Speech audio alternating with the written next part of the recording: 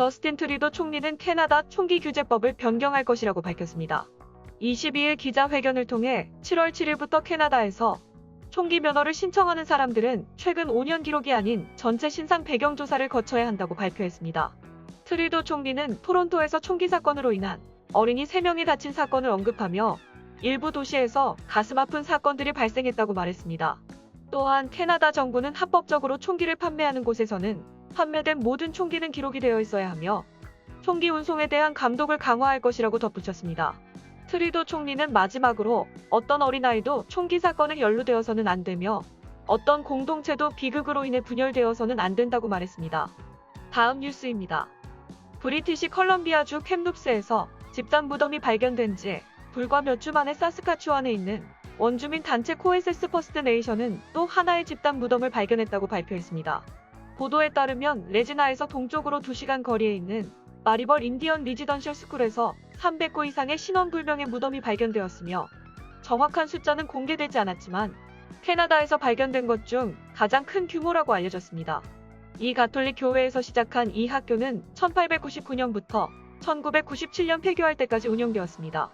화요일 FRESN은 집단 무덤을 발굴하고 추모하기 위해 연방정부로부터 480만 달러의 자금을 받았다고 발표했습니다. 다음 뉴스입니다. 저스틴 트리도 캐나다 총리는 사스카추완 마리벌 인디언 리지던셜 스쿨에서 발견된 751구에 표시되지 않은 무덤이 발견된 것에 대해 응답했습니다. 총리는 6월 24일 짧은 답변을 공유하면서 이 사건에 대해 매우 슬픈 일이라 밝히며 캐나다에서 발생한 이러한 부당함에 대한 진실을 말할 것이라고 말했습니다. 트리도 총리는 공식 성명서를 통해 이러한 발견들이 가족, 생존자들, 그리고 모든 원주민과 공동체들이 느끼고 있는 고통을 깊게 할 뿐이며 그들이 오랫동안 알고 있었던 진실을 재확인해야 함을 인식한다고 밝혔습니다. 국민들이 느끼는 상처와 정신적인 충격은 캐나다의 책임이며 정부는 이러한 끔찍한 일의 잘못을 밝히기 위해 필요한 자금과 자원을 계속해서 사회에 제공할 것이라고 밝혔습니다. 그리고 그는 이 사실을 인정하고 과거로부터 교훈을 얻으며 화해의 길을 걸어 더 나은 미래를 건설할 수 있어야 한다고 덧붙였습니다. 다음 뉴스입니다. 밴쿠버시는 다가오는 캐나다 데이에 캄루프 인디언 기숙사 학교 부지 내에 묻혀있다 발견된 215명의 아이들을 추모할 예정이라고 전했습니다. 7월 1일 밴쿠버 시청과 버라드 다리가 주황색 빛으로 밝혀질 것이라고 발표한 것인데요. 올해의 캐나다 데이 기념 행사는 원주민들과 완전한 화해를 이루는데 필요한 단계들에 초점을 맞출 것이라고 전했습니다. 밴쿠버시는 트위터에 올린 포스팅에서 우리는 통상 캐나다 데이를 축하하기 위해 밴쿠버가 얼마나 좋은 도시인지를 알리곤 했지만 이번 캐나다 데이만큼은 원주민 식민지화가 이들에게 끼친 영향, 그리고 그러한 해악을 화해시키기 위해 취해야 할 조치들을 인식하는 데 집중할 것이라고 전했습니다. 이러한 움직임은 빅토리아와 펜틱톤을 포함한 BC주 전역의 몇몇 도시들이 캄루프 사건을 추모하기 위해 캐나다 데이 축하 행사를 잇따라 취소한 데 따른 것입니다. 한편 지난 수요일 국가원주민연맹 FSIN은 사스케추완 주일 전 원주민 기숙사 학교에서 다시 한번 대규모 집단 무덤이 발견했다고 발표하며 사회적 파장을 일으키고 있습니다. 다음 뉴스입니다. 온타리오 성인의 4분의 1이 현재 백신 2차 접종을 마치고 75% 이상이 최소한 한 번의 예방접종을 자랑하고 있는 가운데 온타리오의 재개방 프레임워크의 3단계에 진입하기 위한 자체 백신 접종 기준점을 막 넘어섰습니다. 더그 포드 총리의 경제 재개방 계획에 따르면 1-2회 분량에 승인된 코로나19 백신을 투여한 주민 비율을 포함한 주요 건강 지표에 기초하여 지방 전체의 재개방은 3가지 단계를 거치게 됩니다.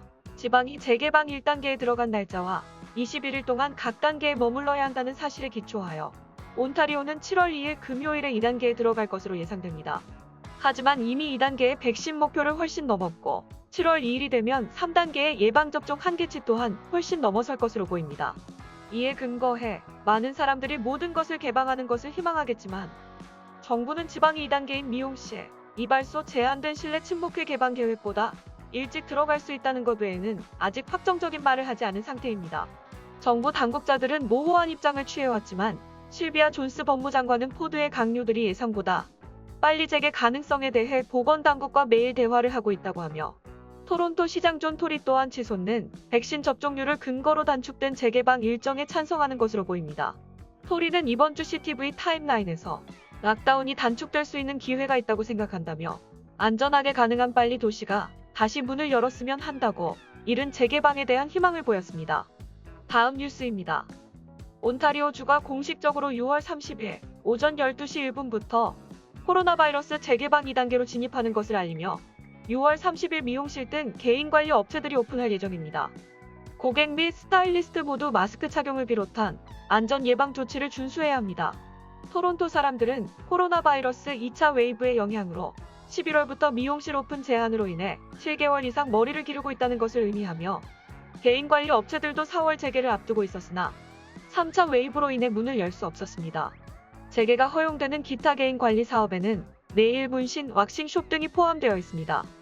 온타리오주 2단계 재개방 계획에 따라 6월 30일부터 드디어 토론토 전역에 쇼핑몰들이 영업을 시작합니다. 쇼핑몰 내의 비필수 소매점은 25%의 인원 제한으로 영업을 재개할 수 있습니다. 주정부에 따르면 높은 백신율과 낮은 코비드19 감염률로 온타리오주의 재개방 2단계가 본래 계획했던 일정보다 이틀 더 앞당겼다고 밝혔습니다.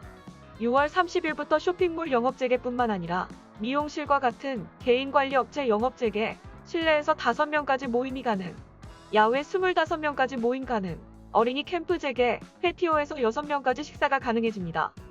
다음 뉴스입니다. 온타리오 정부는 6월 30일 수요일에 2단계 재개방을 공식적으로 발표했지만 워터로 지역은 델타 변형 바이러스를 우려하며 재개방 진행을 늦추기로 밝혔습니다. 워터로 최고 의료 책임자는 지역은 주민들에게 백신 접종을 할 시간을 더 필요하다고 느끼고 있으며 7월 중순에 2단계로 넘어가는 것을 예상한다고 밝혔습니다. 워터로 지역은 지난 몇 주 동안 확산을 억제하기 위해 고군분투했으나 이달 초 토론토의 1일 확진자 수를 넘어섰습니다. 지역 의장인 캐런 레드먼은 재개방 2단계로의 진행을 중단하는 것이 우리 지역 사회의 많은 사람에게 큰 영향을 미치리라는 것을 이해하고 있지만 현재 워터로 지역은 코로나 바이러스 확산의 중요한 지점에 있으며 이 결정은 우리 지역 사회의 건강과 안전을 염두에 두고 내리게 되었다고 말했습니다.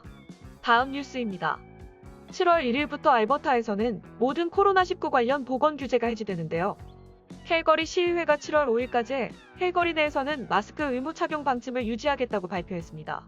7월 5일에 다시 의회 회의에서 캘거리의 백신 2차 접종률과 확진자 수를 살펴본 뒤에 해당 문제에 대해 한 번 더 의논해 결정하겠다는 방침입니다. 캘거리 시장 나이드 낸시는 매일 많은 사람들을 마주쳐야 하는 직종에 종사하는 사람들을 위해 마스크 의무 착용 방침을 당분간 유지하고 싶다는 의견을 밝히면서 마스크는 본인이 아니라 주변에 있는 다른 사람들을 보호하기 위해 쓰는 것이라고 전했습니다. 또한 버스 운전사나 마트 직원처럼 매일 사람들을 상대하는 사람들은 물론 아직 백신 접종 대상자가 아닌 아이들을 보호하는 데도 큰 도움이 될 것이라고 언급했는데요. 7월 9일부터 18일까지 진행되는 캘거리 스탬피드 행사의 경우 대부분의 행사가 야외에서 진행되고 7월 5일 발표될 캘거리 시의회의 결정과는 상관없이 반드시 실내에서는 마스크 착용을 해야 한다고 합니다. 현재 캘거리시는 마스크 의무 착용 방침을 어기는 사람들에게 $500의 벌금을 부과하고 있습니다.